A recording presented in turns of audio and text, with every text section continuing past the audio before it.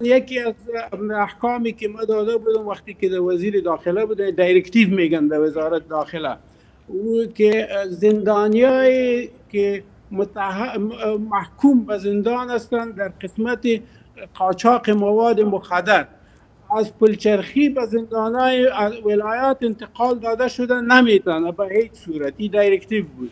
ولی ما یک مدت یک چند روز مریض شدم آمدم دبی برای تداوی.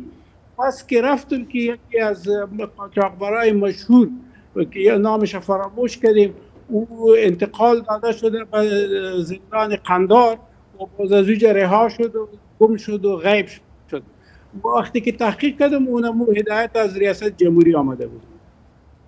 درست، یعنی شخص رئیس جمهور در رهایی قاچاقبرا. نه، ما رفتم پیش رئیس جمهور ششتم و گفتم که اینی توی کار شده.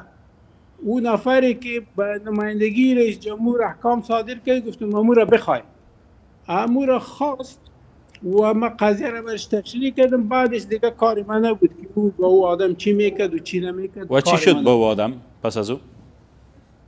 هیچ نشد. اگر چیزی میشد شما خبر میشدید.